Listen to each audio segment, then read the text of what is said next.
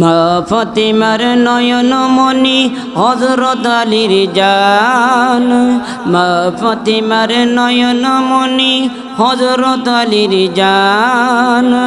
ইমাম হোসেন শহীদ হলেন কারবালার ময়দান, ইমাম হোসেন শহীদ হলেন কারবালার ময়দান।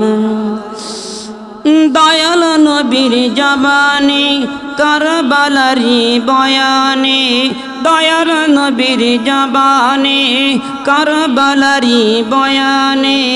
আওলাদ রাসূল শহীদ হবেন হাদিসে প্রমাণ, আওলাদ রাসূল শহীদ হবেন হাদিসে প্রমাণ। মা ফাতিমার নয়নমণি হযরত আলীর জান, মা ফাতিমার নয়নমণি হযরত আলীর জান। ইমাম হোসেন শহীদ হলেন কারবালার ময়দান, ইমাম হোসেন শহীদ হলেন কারবালার ময়দান। আলহামদুলিল্লাহ, আলহামদুলিল্লাহ। আমরা আল্লাহর শুকর আদায় করতেছি সেই মহান সুবহানাহু ওয়া তাআলার দরবারে যে আল্লাহ পাক সুবহানাহু ওয়া তাআলা আপনাকে আমাকে অত্যধিক মহব্বত করে, ভালোবেসে, মেহেরবানি করে তার খুবই পছন্দনীয় একটি মাস মুহররম মাসের দ্বিতীয় জুমায় আল্লাহ পাক সুবহানাহু ওয়া তাআলা আপনাকে আমাকে তার ঘরে মেহমান বানিয়েছেন। সেই জন্য সে আল্লাহর শুকর আদায় করে, দিলটা উজাড় করে, মনটা নরম করে একবার উচ্চ স্বরে বলছি আলহামদুলিল্লাহ হামদান কাসীরান তাইয়িবান মুবারাকান ফি। লাখ কোটি দুরূদ সালাম পাঠ করছি বিশ্বনবী, মায়ার নবী, দয়ার নবী, আখিরি জামানার পয়গম্বর, দুজাহানের কান্ডারি, সাইয়্যিদুল মুরসালিন, খাতামুন নবিয়্যিন, আশরাফুল আম্বিয়া জনাবে মুহাম্মদুর রাসূলুল্লাহ। সকলে বলছি সাল্লাল্লাহু আলাইহি ওয়াসাল্লাম। আলহামদুলিল্লাহ। সম্মানিত হাজিরিন, আমরা সকলেই জানি মুহররম মানেই একটি অন্যরকম দিক নির্দেশনা, একটি অন্যরকম বিজয়ের উল্লাস, ঠিক তেমনভাবে দুঃখের শোক ছায়াও বটে। যেমনভাবে এই মুহররম মাসটা মুসলমানদের জন্য আনন্দ, উল্লাস, উৎফুল্লর জন্য একটি বিশেষ মাস, ঠিক তেমনি ভাবে আছে করুণ, বেদনাদায়ক, দুঃখজনক ঘটনা। তার মধ্য থেকে আল্লাহ পাক সুবহানাহু ওয়া তাআলা আমাদেরকে ইসলামকে বিজয় দান করেছেন, বলি সুবহানাল্লাহি ওয়া বিহামদিহি। আসুন ছোট ছোট আলোচনার মাধ্যমে আমরা মুহররমের ঘটে যাওয়া অনেকগুলো বড় ছোট ঘটনাগুলো ছোট ছোট আকারে শুনে আসি। আল্লাহ পাক আমাদেরকে তৌফিক দান করুক, সকল বলছি আমিন। আল্লাহ পাক সুবহানাহু ওয়া তাআলা তার পবিত্র কালামুল্লাহ শরীফের ভিতরে বহুদাত বছর আগে বলে দিয়েছেন, এখান থেকে 1450 বছর আগে আল্লাহ পাক সুবহানাহু ওয়া তাআলা তার কোরআনের ভিতরে সুস্পষ্ট ভাবে বলে দিয়েছেন, ফাযকুরুনি আযকুরুকুম ওয়াশকুরুলি ওয়ালা তাকফুরুন। আল্লাহ পাক বলেন, ফাযকুরুনি আযকুরুকুম ওয়াশকুরুলি ওয়ালা তাকফুরুন। হে আমার গোলামেরা, আমার বান্দারা, যদি তোমরা আমি আল্লাহ আমাকে স্মরণ করো, নিঃসন্দেহে আমি আল্লাহ তোমাদের শরণাপন্ন হয়ে যাব। সুবহানাল্লাহ বলেন, আস্তে বলেন সুবহানাল্লাহ। আল্লাহ পাক নিজেই বলতেছেন ফাজকুরুনি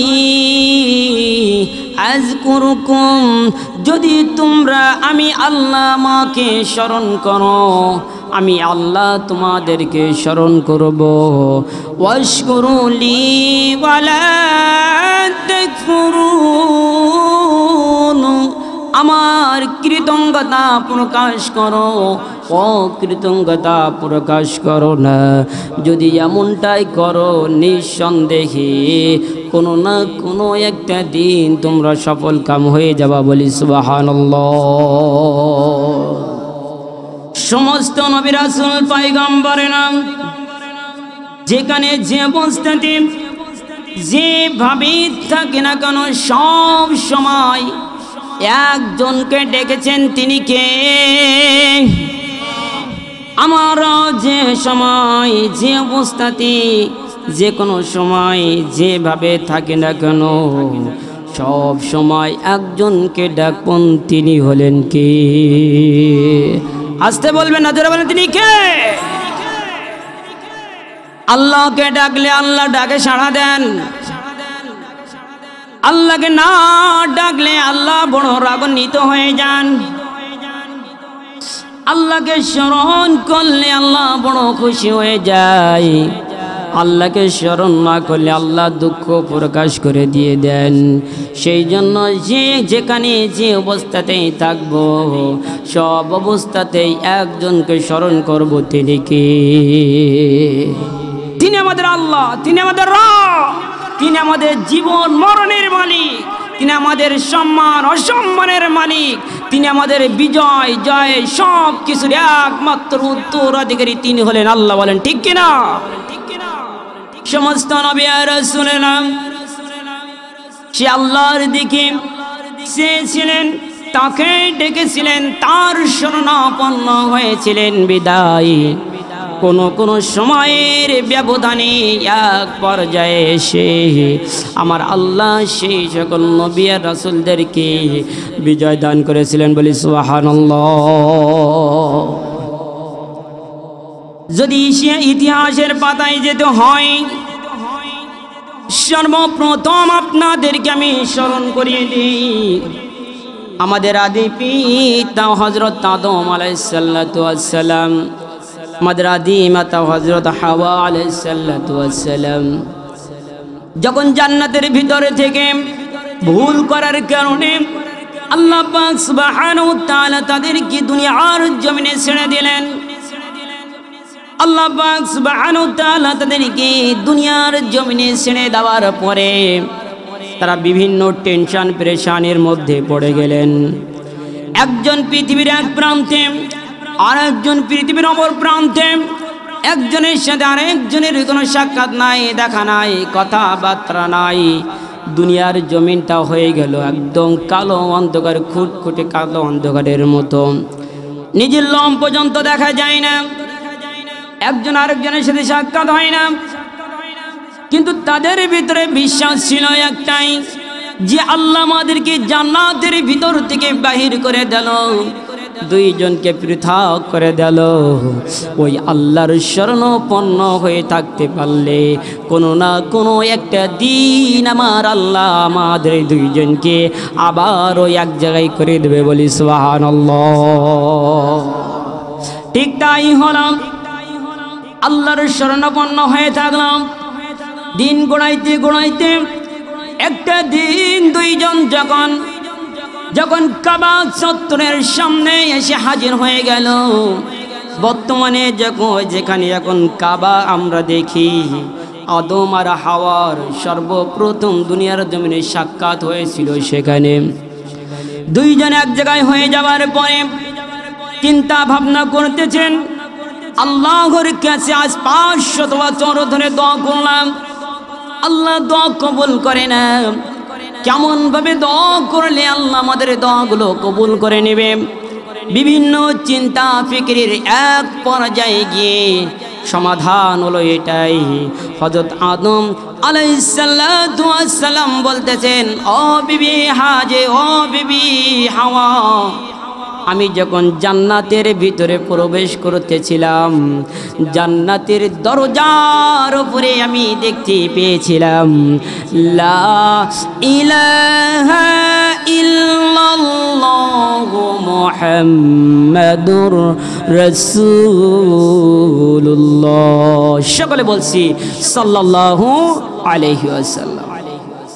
ও বিবি হাওয়া, ও আমার প্রাণের বিবি, আমি যখন জান্নাতের ভিতরে যখন প্রবেশ করতেছিলাম, জান্নাতের দরজার উপরে এই লেখায় আমি সুস্পষ্টভাবে দেখেছিলাম।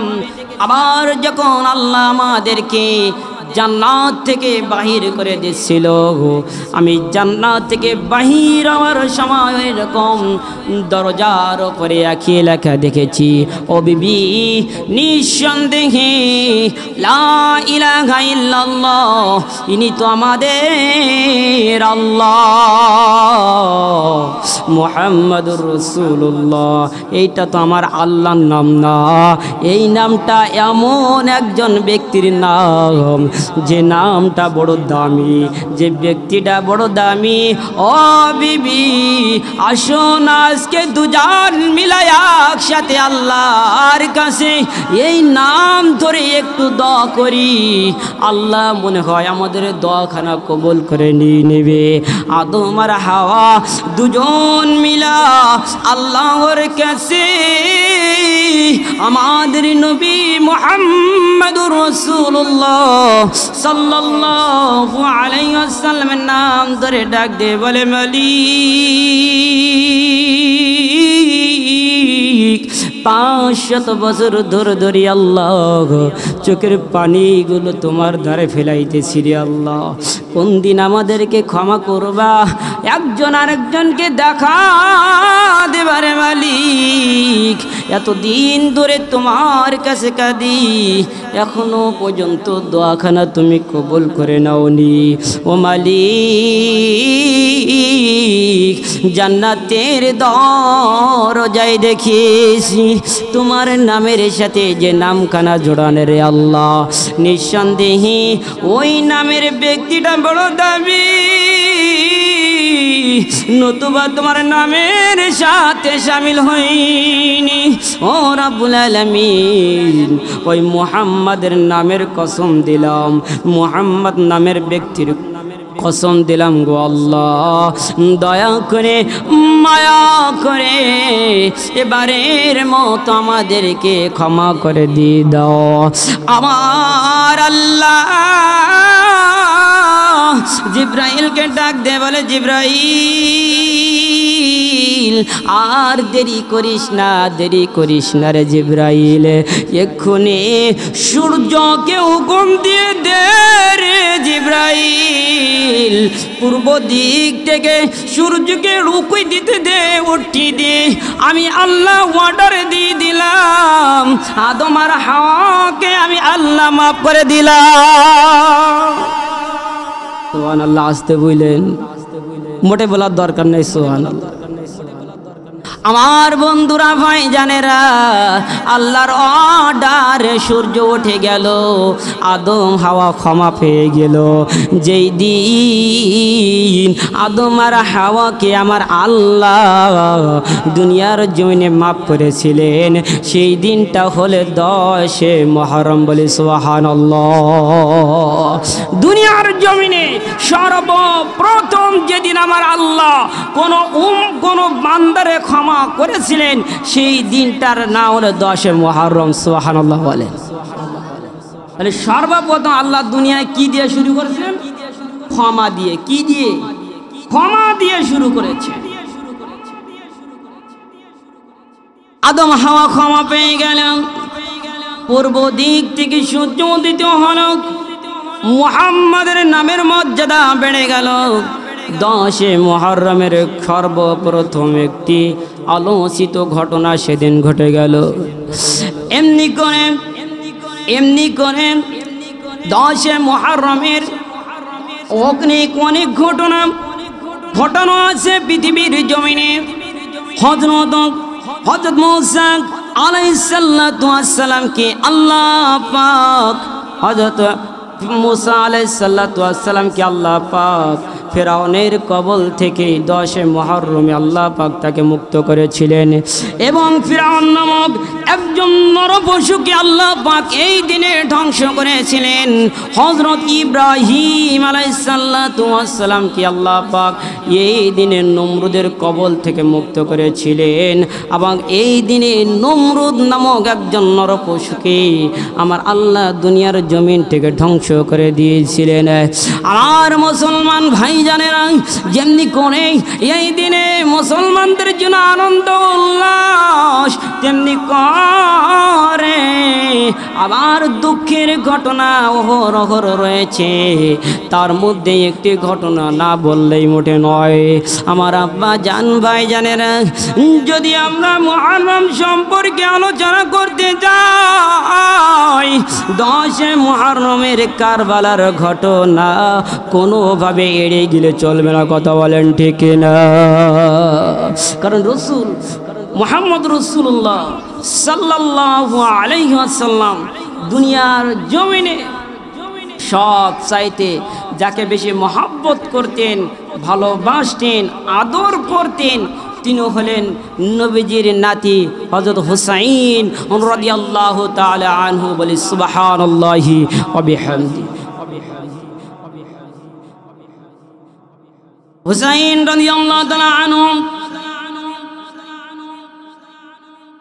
মুহাম্মদ রাসূলুল্লাহ সাল্লাল্লাহু আলাইহি ওয়াসাল্লাম দুনিয়ার জমিন সফর শেষ করে চলে গেলেন। পর্যায়ক্রমে হযরত আবু বকর বিদায় নিলেন, হযরত ওমর বিদায় নিলেন, হযরত ওসমান বিদায় নিয়ে গেলেন, হযরত আলী রাদিয়াল্লাহু তাআলা আনহু যিনি ইসলামের চতুর্থ খলিফা তিনিও বিদায় নিয়ে চলে গেলেন।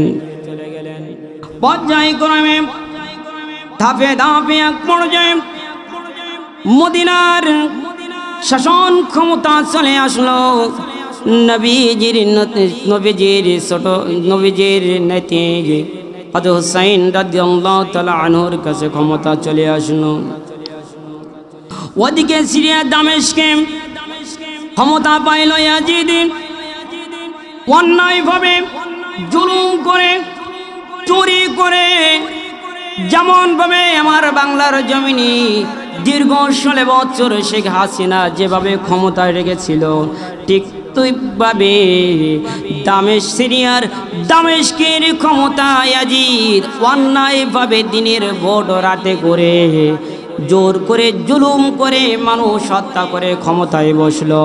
শুধু ক্ষমতায় বসেনি, ক্ষমতায় বসার পরে রাষ্ট্রের কাছে কোনো হিসাব নিকাশ দেয় না, আয় ব্যয়ের হিসাব দেয় না, লুটে পুটে খাওয়ার চিন্তা ফিকির করে। এবং এই ক্ষমতার প্রহার সিরিয়া দামেস্কে ইয়াজিদ মদিনাবাসীর উপরে প্রয়োগ করতে চাইল। তাদের উপরে এই ক্ষমতা যখন প্রয়োগ করতে চায়, হুসাইন রাদিয়াল্লাহু তাআলা আনহু সেটা মানতে পারে না। তিনি তো মানার পাত্র নয়, কারণ তার শরীরে নবী মুহাম্মদের রক্ত প্রবাহিত, তার শরীরে আলীর রক্ত প্রবাহিত। তিনি এইটা মোটো মানতে রাজি হচ্ছেন না। এক পর্যায়ে হুসাইন রাদিয়াল্লাহু তাআলা আনহু সিদ্ধান্ত নিলেন, আমি কুফায় যাব। কোথায় যাব? আমি কুফা নগরীতে যাব।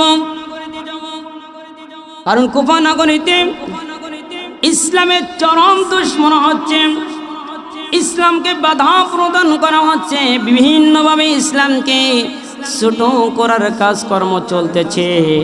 আমার নবীর, আমার নানা জানের রক্ত মাখা, আমার নানা জানের দান দান মোবারক শহীদ ভাই ইসলাম কুফা নগরী থেকে বিদায় নিতে যাচ্ছে।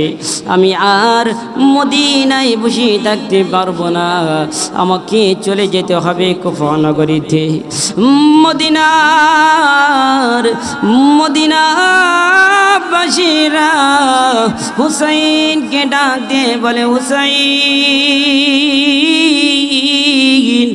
না না না, তুমি কুফা নগরীতে যেও না গো হুসাইন। কুফা নগরীতে গেলে কুফাবাসী তোমাকে ছাড় দেবে না, তোমাকে রক্তাক্ত করে ফেলবে, তোমাকে হত্যা করবে, মেরে ফেলবে। কিন্তু হুসাইন বলে না না না, আমি কুফায় না গেলেও হবে না, মদিনায় যদি বসে থাকি আর কুফা নগরী থেকে যদি আমার নবীর ইসলাম যদি উঠে যায়, কাল কিয়ামতের ময়দানে আমার নানা জান আমার কাছে প্রশ্ন করলে আমি উত্তর দিতে পারবো না। সুতরাং আমি কুফা নগরীতে যাব, আমি কুফা নগরীতে গিয়ে সেখানে ইসলাম বিরোধী যারা আছে তাদের বিরুদ্ধে ব্যবস্থা নেব। ও আমার সাথীরা, ও আমার বন্ধুরা, কে কে যাবা আমার সাথে তোমরা বলো। সময়টা ঘটে গেল 9 মুহররম। 9 মুহররমের রজনীতে 72 জন নারী আর পুরুষ, 40-30 জন হচ্ছে পুরুষ আর 40 জন হচ্ছে পুরুষ আর 32 জন নারী আর শিশু নিয়ে হুসাইন রাদিয়াল্লাহু তাআলা আনহু মদিনা থেকে কুফা নগরীতে রওনা দিলেন। হুসাইন আসার কথা শুনে ওদিক থেকে সিরিয়া দামেস্কের রাষ্ট্রপ্রধান ইয়াজিদ অর্ডার করলেন, হুঁশিয়ারি দিলেন, হুসাইন যেই কুফা নগরীতে আসবে সাথে সাথে তোমরা হুসাইনের দেহ থেকে কল্লাটা আলাদা করে যে আমার কাছে এনে দিতে পারবে, সিরিয়া দামেস্কের অর্ধেক রাজত্ব আমি ইয়াজিদ তার হাতে তুলে দেব। বলি নাউজুবিল্লাহ। আমি তার হাতে সিরিয়া দামেস্কের অর্ধেক রাজত্ব তার হাতে তুলে দেব যদি কেউ আমার কাছে হুসাইনের মাথা এনে নিতে পারে। পথ চলতে চলতে রাতের বেলা পথ চলতে চলতে এক পর্যায়ে হুসাইন রাদিয়াল্লাহু তাআলা আনহু পৌঁছে গেলেন কারবালার ময়দান। কারবালার ময়দানে যখন পৌঁছে গেল তখন চতুর্দিক থেকে আলো রসুল কানে আসতেছে, অর্থাৎ সকাল হয়ে গেল। সকালের কিরণ দেখে হুসাইন সাথীদের তাবু গাটে বললেন, ও আমার সাহাবী, ও আমার বন্ধুরা, সাথীরা, আর সামনে যাওয়া যাবে না, সকাল হয়ে গিয়েছে, তোমরা সকলে এখানে তাবু গাড়ো, এখানে এখন অপেক্ষা করতে হবে। হুসাইনের কথা শুনে হুসাইনের সাথীরা আর বন্ধুরা কারবালার ময়দানের এক প্রান্তে তাবু গাড়লেন, সেখানে সবাই অবস্থান করলেন। অবস্থান করার পরে ইয়াজিদের কানে খবর গেল হুসাইন কুফা নগরীতে আসতেছেন। ওই হুসাইন কুফা নগরী আসতেছেন কারবালার ময়দানে। ওখানে হুসাইন তার বন্ধু সাথীদেরকে নিয়ে তাবু গেড়েছেন। সাথে সাথে ইয়াজিদ তার 6000 সৈন্য বাহিনী হুসাইনের 72 জনের বিরুদ্ধে যুদ্ধ করার জন্য পাঠিয়ে দিয়েছে। কয় হাজার? 6000। হুসাইনের সংখ্যা হচ্ছে মাত্র 72 জন, তার মধ্যে 40 জন হচ্ছে পুরুষ আর 32 জন নারী আর শিশু। এই 30 জন, এই 40 জন যদি 6000 মানুষের বিরুদ্ধে যুদ্ধ করতে যায়, যুদ্ধ করা লাগবে না, শুধু ওরা যদি দৌড়ায় আসে পায়ের তলায় পুড়ি মরি যাবে। কথা বলেন ঠিক কিনা? কিন্তু ওই যে ফাজকুরুনি আযকুরুকুম, যদি আমি আল্লাহকে স্মরণ করো, আমি আল্লাহ তোমাদেরকে স্মরণ করব। হুসাইন সাথীদেরকে ডাক দিয়ে বলে, ও আমার সাথীরা, একটু পরে ইয়াজিদের দলেরা আমাদের ওপরে আক্রমণ করবে রে আমার সাথীরা। আমি তোমাদেরকে অনুমতি দিয়ে দিলাম, এখানে থাকলে মরণ ছাড়া কোনো পথ নাই। আমরা পুরুষেরা মাত্র 40 জন, আর এজিদের যারা সৈন্য বন্য দেখতেছি কয়েক লাখ মনে হয় হবে। ও আমার সাথীরা, যাও যাও যাও, তোমরা তোমাদের বাসার দিকে ফিরে যাও, নিজের বাড়িতে সবাই চলে যাও। এই কথা বলার পরে হুসাইন মদিনাবাসী হুসাইনকে ডাক দিয়ে বললেন, না না না, আপনার সাথে আজ আমরা কুফানগরীতে এসেছি, এখন যদি আপনাকে রেখে আমরা চলে যাই আর ইয়াজিদের দলেরা যদি আপনাকে হত্যা করে ফেলে দেয় রে, কাল কিয়ামতের ময়দানে আল্লাহ এবং তার রাসূল যদি আমাদের কাছে প্রশ্ন করে, ওই 10 মুহররমের দিন কারবালার ময়দানে আমার হুসাইনকে রেখে তোমরা চলে এসেছিলে, আমার হুসাইনের এখন অবস্থা কি, আমরা কেউ সেদিন কোনো উত্তর দিতে পারবো না। ও আমাদের হুসাইন, আমরা কথা দিলাম, অঙ্গীকার করলাম, আমাদের জীবন যাবে গো, আমরা এই কুফানগরী থেকে যাব না, কারবালার ময়দান ছাড়ব না, যদি মরতে হয় আল্লাহর দ্বীনের জন্য, ইসলামের জন্য এই কারবালার ময়দানে জীবন দিয়ে দেব, কাল কিয়ামতের ময়দানে শহীদি মর্যাদা পেয়ে যাও, বলে সুবহানাল্লাহ। হুসাইনের নেতৃত্বে ধাপে ধাপে যুদ্ধ চলতেছে, একদল যায় হাজার হাজার কাফেরকে জাহান্নামে ঢুকিয়ে তারাও শহীদ হয়ে যায়। এমন করতে করতে সবাই যখন শহীদ হয়ে গেল, আছে মাত্র 2 জন। কয়জন? 2 জন। একজন আছেন হুসাইন রাদিয়াল্লাহু তাআলা আনহু, আরেকজন হলেন তার দুগ্ধ শিশু আলী আসগর। সারাদিন পানি নাই, খাবার নাই, পানি তৃষ্ণায় গলা ফেটে যাচ্ছে, ছোট্ট দুধের শিশু পানি পানি বলে চিল্লাইতেছে, আর কোনো সাথী সঙ্গী নাই, আছে শুধু নারী। কে যাবে যুদ্ধের ময়দানে এখন? হুসাইন বলতেছেন, আমাকে তো আর বসে থাকলে চলবে না। স্ত্রীর কাছে এসে বলতেছেন, প্রাণের স্ত্রী, আমাকে বিদায় দাও, আমার সমস্ত সাথী বন্ধুরা ওই কারবালার ময়দানে ইয়াজিদের বিরুদ্ধে যুদ্ধ করে তারা শহীদ হয়েছে, আমাকে আর বসে থাকলে চলবে না, আমাকে বিদায় দাও, আমাকেও যেতে হবে। হুসাইনের স্ত্রী ডাক দিয়ে বললেন, প্রাণের স্বামী গো, আপনাকে আমি আল্লাহর জন্য যুদ্ধের ময়দানে যেতে আমি বাধা দেব না, তবে একটি দাবি আমাকে শেষবারের মতো রেখে যান। বলে, কোন দাবি? বলে, আমাদের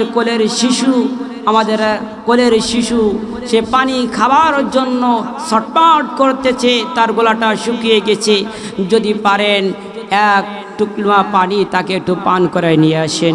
হুসাইন কোলের শিশুকে কোলে করে নিয়ে ঘোড়ায় চড়ে ফোরাত নদীর পাড়ে গিয়ে ইয়াজিদের গোষ্ঠীদেরকে ডাক দিয়ে বললেন, ওই সৈন্যরা, তোমাদের শত্রুতা তো আমার সাথে, আমার এই কোলের ছোট্ট শিশুটা কোনো অপরাধ করেনি, তার তো কোনো দোষ নাই, তোমরা একটুখানি ফোরাত নদীর পাড়টা খুলে দাও, আমার এই ছোট্ট বাচ্চাটাকে একটু পানি পান করিয়ে তার মায়ের কাছে দিয়ে আসবো, তারপর আবার আসবো, তোমাদের মন চায় যত মার আমাকে মেরো, আমার এই ছোট্ট বাচ্চাটাকে একটু তোমরা পানি পান করতে দাও।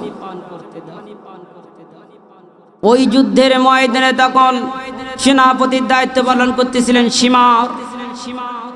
সীমার বললেন, হুসাইনের পাতানো ফাঁদে তোমরা পা দিও না, তোমরা হুসাইনের সন্তানের দিকে তীর নিক্ষেপ করো।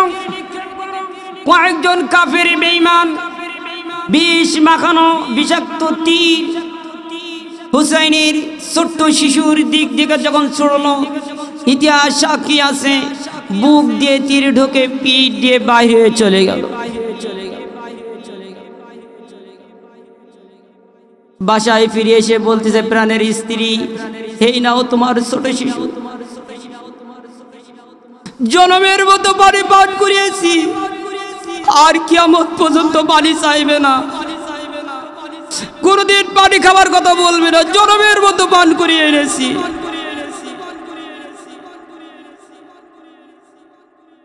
মা তো সন্তানকে থেকে গলা কাটা মুরগির মতন মাটিতে পড়ে ছটফট করতে আল্লাহকে বলতেছে, মালিক এত বড় জালেমের বাচ্চা মানুষ হতে পারে? যুদ্ধ শুরু করলেন। যুদ্ধ করতে করতে করতে করতে এক পর্যায়ে কাফের সৈন্য প্রায় শেষ, ইজিদের গোষ্ঠী প্রায় শেষ। যারা রসুলের আওলাদের উপরে অস্ত্র তুলতে পারে এরা মুসলমান হতে পারে না। ফোরাত নদীর পাড় ফাঁকা হয়ে গেল, পান করার জন্য উন্মুক্ত পরিবেশ তৈরি হয়ে গেল। হুসাইন পানি পান করার জন্য নদীর পাড়ে গিয়ে বসলেন, দুই হাতে পানি তুললেন। দুই হাতে পানি তুলে যখন খাবার জন্য মুখের কাছে নিয়ে গেলেন, পড়ে গেল, মনে পড়ে গেল পেছনের সেই কথা, আমার কত বন্ধু, আমার কত সাথী এই পানি পান করতে পারি নাই, তারা শাহাদাত বরণ করেছে, তবুও তাদেরকে পানি পান করতে দেই নাই। আমার কলিজার ছোট্ট শিশু আলী আসগর এক টুকরো পানি পান করার জন্য কত হতাশ করেছিলাম, কিন্তু তাকে পানি পান করাতে পারি নাই। আমি হুসাইনকে এত নিষ্ঠুর, আমি এখন পানি পান করব না, আমি পানি পান করতে পারবো না। এই বলে যখন হুসাইন নদীর পাড় থেকে যখন উঠে আসতেছেন, শত শত তীর দূর থেকে এসে শরীরটাকে ক্ষত বিক্ষত করে দিয়ে দিল। শরীরটা যখন ক্ষত বিক্ষত হয়ে গেল, সীমার দূর থেকে এসে বুকের উপরে পাড়া দিয়ে বসে।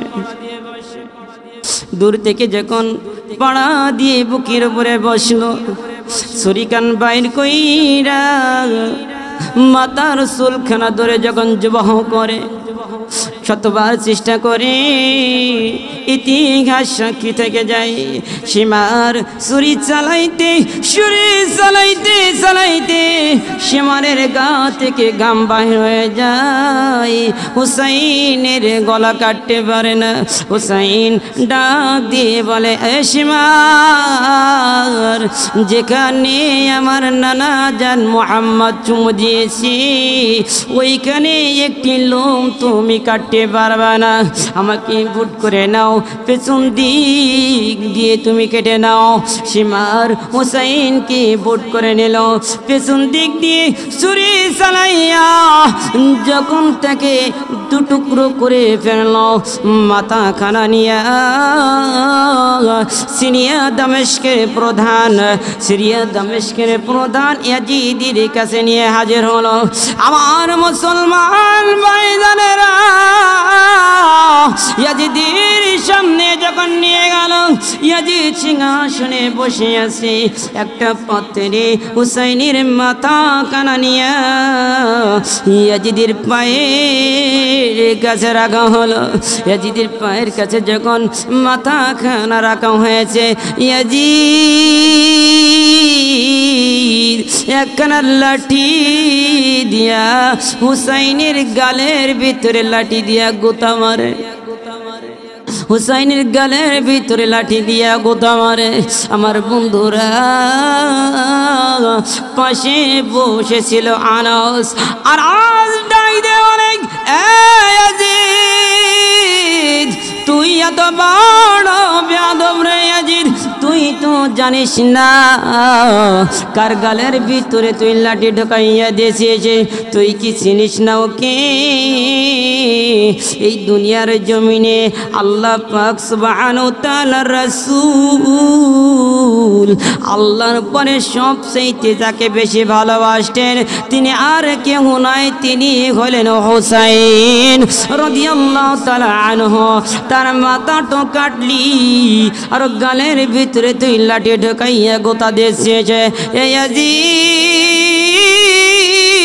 ইয়াজিদ আমি কতবার দেখেছি হুসাইনের ঠোঁটে মুখে তার জিহ্বায় আমার নবী কতবার চুম্বন করেছেন, তাদের গালে মুখে চুম্বন করেছেন। হে ইয়াজিদ তোকে আমার আল্লাহ কিন্তু ছেড়ে দেবে না। ইয়াজিদ কথা শুনে না, হুসাইন শহীদ হয়ে গেল, তাকে শহীদ করা হয়ে গেল। আমার ভাইজান আব্বা জানেরা 10 মুহররম দিন শেষ হয়ে গেল, এরপরে মুহররমের রাত চলে আসলো। উম্মে সালমা আমার নবীজির স্ত্রী উম্মে সালমা রাতের বেলা স্বপ্ন দেখি আমার নবীজি উম্মে সালমার বাড়ি হাজির। নবীজির সমস্ত শরীরে বালু মাখা রক্ত মাখা, নবীজির চেহারাটা যেন মলিন হয়ে আছে, এলেমেলো শরীরের কাপড় চুল গলায় এলেমেলো, একেবারে বিধ্বস্ত একরকম অবস্থা। উম্মে সালমা নবীকে ডাক দিয়ে বলে, নবী গো আপনার এত সুন্দর চেহারা কানা কেন এমন হয়ে গেল, এত সুন্দর গঠন কানা কেন এলোমেলো হয়ে গেল? নবীজি উম্মে সালমাকে ডাক দিয়ে বলে, ও উম্মে সালমা তোমার কাছে যে আমি 1 বোতল মাটি দিয়েছিলাম সেই মাটি কানা কই? বলে উম্মে সালমা ডাক দিয়ে বলেন, নবী গো মাটি কানা ঘরের ভিতরে আছে। বলে উম্মে সালমা রে মাটির দিকে একটু তাকাও না। উম্মে সালমা মাটির দিকে তাকিয়ে দেখে মাটিটা লাল হয়ে গিয়েছে। নবীকে ডাক দিয়ে বলে, নবী গো হুসাইনের সংবাদ কি?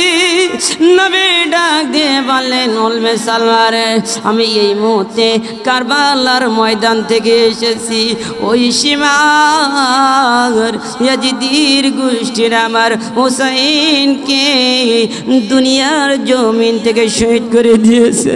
হুসাইন কারবালার ময়দানে গোড়াগড়ি পেয়েছে। আমি নবীজি